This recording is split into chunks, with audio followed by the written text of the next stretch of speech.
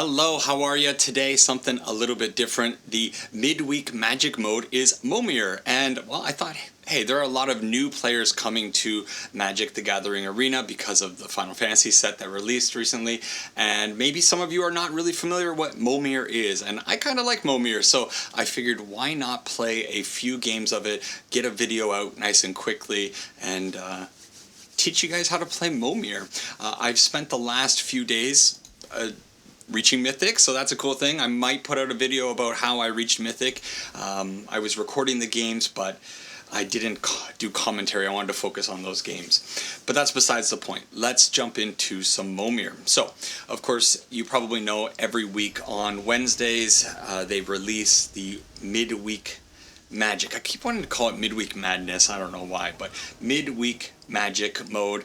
And this week, we don't have to build a deck. We just get a deck. And what is Momir? Well, it is a format where they give you a deck of 60 basic land cards that are evenly distributed, and we have this mode over here, Factory of Momir Vig. It says pay X, discard a card, create a token that's a copy of a random creature card with mana value X.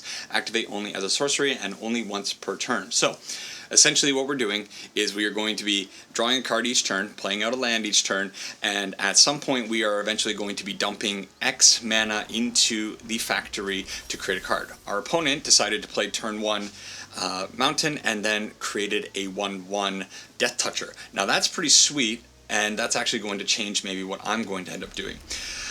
Typically, I don't like playing out a 1-drop or really even a 2-drop. I find a lot of the 2-drops that are in the game tend to be like synergistic cards, and you can't really take advantage of those strategies.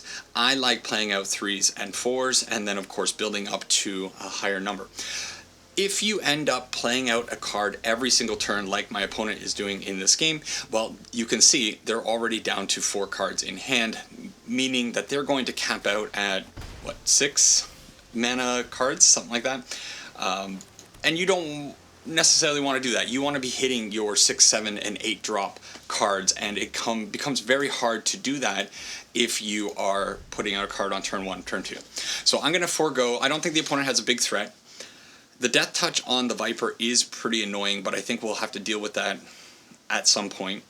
And just having 1/1s on the field is not very threatening. The opponent has opted to go with a 2-drop instead of a 3-drop. That's pretty interesting. Now, a card like this, Rattleclaw Mystic, is going to be fantastic because it is a mana dork. Mana dorks are very good in this format because now, next turn, the opponent could have a 5 CMC card with only 4 mana on the field.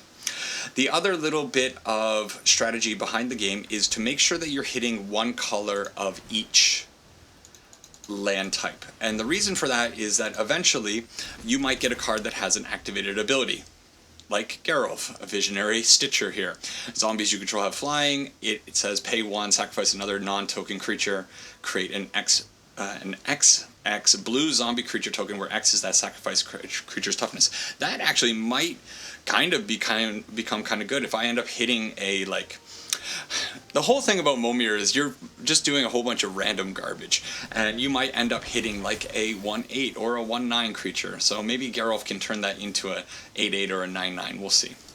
The opponent decides to go with a 3-drop this time.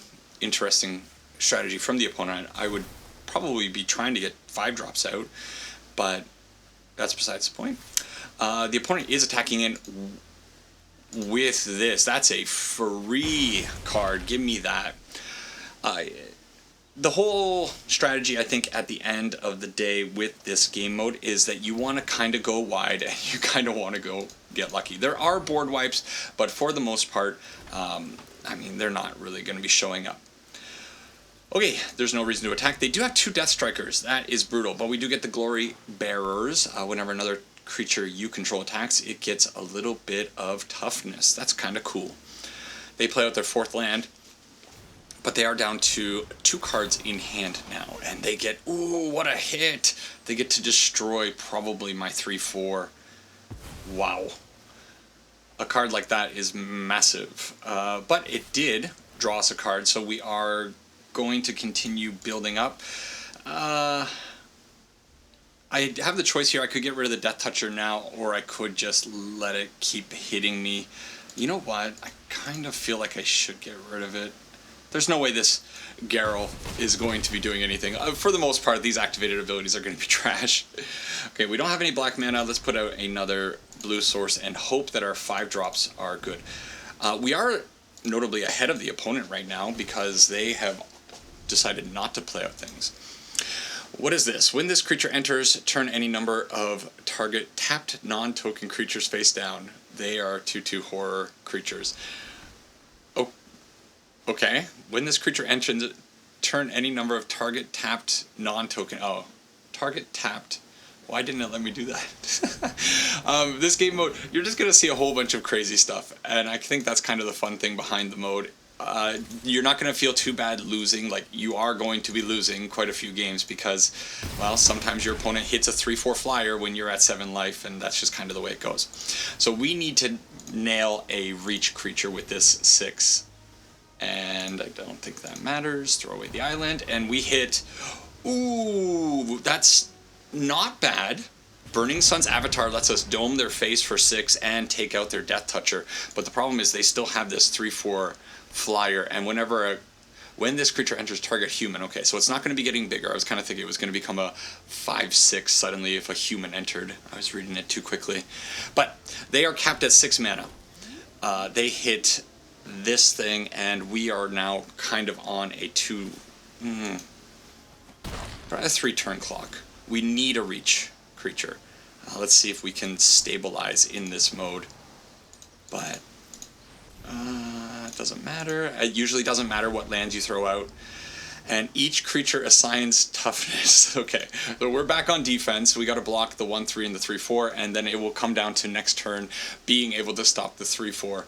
I guess some crazy thing could happen that lets us get like an overrun something. What is... Craterhoof Behemoth is an 8 CMC creature, right? That could be cool. Or is it 9? I don't know. I'm sure there's a lot of strategy behind the game, and you could probably analyze what CMC or what casting cost is actually ideal for what the card pool is on Arena, but that's no fun. Just this mode is only going to be here, by the time I get this video, I'm going to rush this video out, it'll only be here for like another 38 hours or something like that, so just enjoy it, because it's stupid fun. Maybe you're not going to get any quests done unless you have the landfall quest, but the opponent now doing some cool stuff. They believed in the 3 CMC creature. Now they get a defender. As long as this creature's power is 5 or greater, it can attack as though it didn't have defender. They oh yeah, oh, that would have been cool. So why didn't they kill me? They could have attacked with the 3/4 and I would have been done.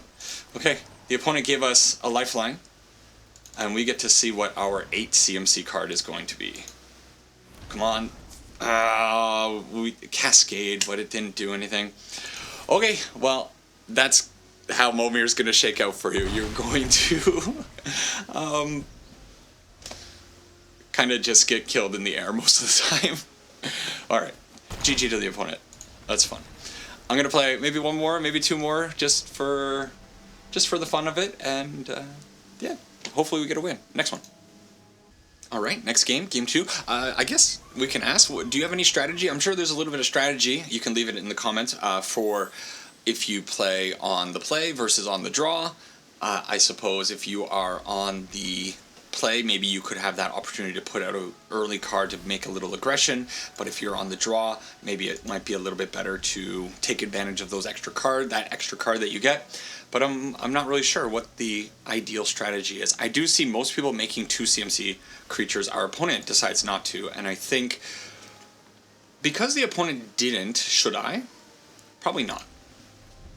I don't know. Maybe it could have been good there because maybe we wanted to go a little bit wider than them. They're probably only going to make 1 creature. We could have had the opportunity to go 2 creatures, but we'll definitely put out a 3-drop now. Throw away the forest. And we get this. What is this thing? Patch Plate Resolute. When this creature enters or leaves the battlefield, you get a one-time boon with when you cast a creature spell, that creature enters with an additional +1/+1.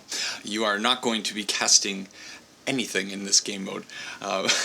Most abilities are going to be trash. Okay, that's okay. So they hit a 3/4. We will attack into it, but I think it is probably better to see what our 4-drop is, just in case it's something that buffs it up. And we get a bird. That's kind of cool. When it deals combat damage to a player, exile up to one target creature you own, then return it to the battlefield. Hang on. Exile up to 1. Okay, thankfully it says up to 1. Up to 1 means 0 is possible. We don't want to be exiling. These are tokens. Keep that in mind. This is a legendary token creature, so you do not want to be bouncing or exiling your creatures. They're not returning. The opponent hits. Ooh, the apex of death. When this creature mutates, well, they're probably not going to be mutating that. Let's get all of our colors. Let's hit our 5 CMC. Throw away the forest. Oh, and we draw a card. Hey, drawing a card is sweet. And what is this guy? This guy is getting toughness equal to the cards we have in hand. Hang on. Whoa, I gotta... What just happened here? Okay. Sage of Ancient Lore's power and toughness are equal to the number of cards in your hand. When this creature enters, draw a card. At the beginning of each upkeep, if no spells were cast this turn, transform this card into the Werewolf of Ancient Hunger. This is sweet. Werewolf Ancient Hunger's power and toughness are equal to your total number of cards in all players' hands. At the beginning of each upkeep, if a player casts 2 or more spells, transform it back. This card is sweet, man. Nobody's ever going to play this out normally, so yeah. The opponent, they get their Book Devourer, which I'm not overly scared of. I will say, one thing that I have found playing in the past is if you do have the choice where you're deciding what mana you want to play extra out, black seems to be like one of those colors that you probably want to have more of. Okay, we went down 1 power on the werewolf here, but I think that is fine to see what this card was. I could have attacked in for 8, but I think maybe this could have been a haste creature and it would have been worth seeing that. Okay. Back up to 8/8 because the opponent draws a card. What is this thing? Rumbling Ruin. When this, lots of reading in this game mode. If you don't like reading, probably you're not going to have a whole lot of fun. But when this creature enters, count the number of +1/+1 counters on creatures you control. Creatures your opponents control with power less than or equal to that number can't block this turn. I see. The opponent is offering the trade, and I think I'm fine with that. This thing is lifelinking, so probably want to get rid of the Death Touch. I think it's fine. And we're up to 7 mana now. Yeah, our poor werewolf is not getting it. I guess I could have swung in before putting out the island, but okay, hold up. So, not attacking with the reach creature. They definitely have reach with the Riftburst Hellion, and now we get this thing, no attacks. This spell can't be countered. It has Trample and Ward 4. Whenever Koma deals combat damage to a player, create 4 3/3 blue serpent creature tokens named Koma's Coil. Holy cow. Let's try to get in with Koma. This is... Oh, whoa! Borborygmos. Enraged.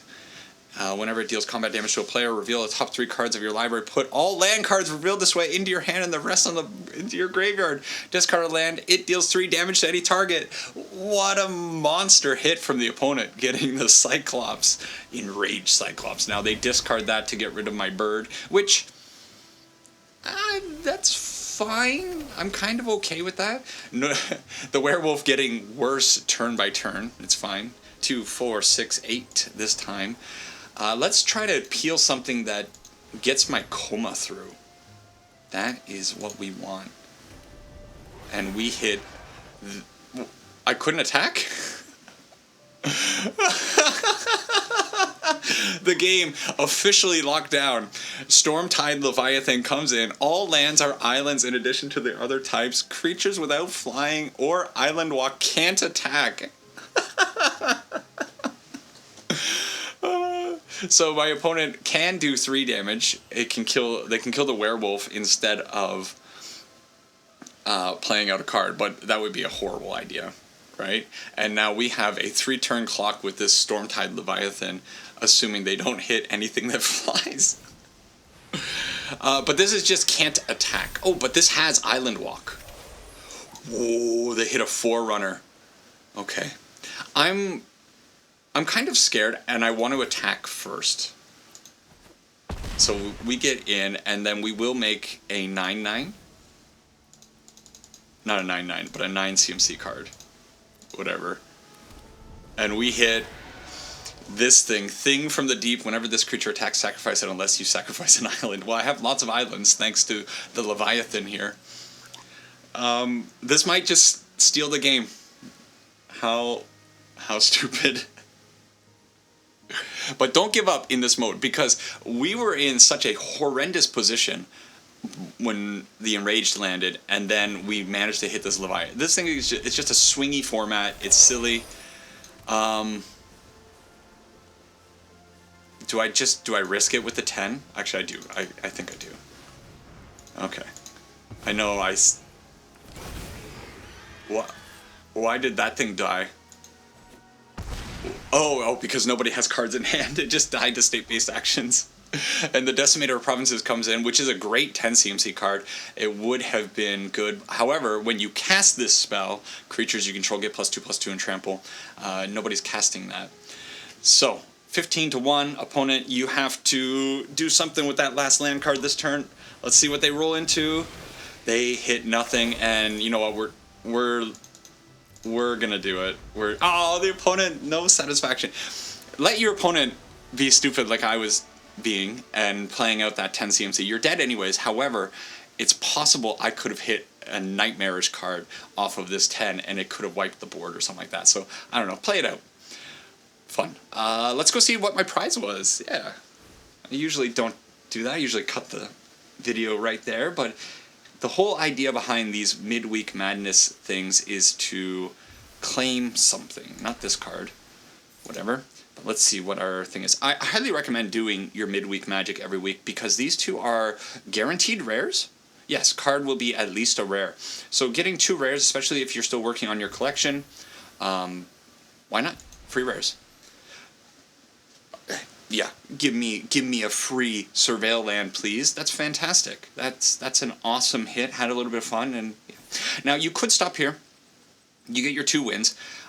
Then the last win is about cosmetics. Not everybody cares about cosmetics, but if you do, you can continue on. I do. I'm going to play this last round out.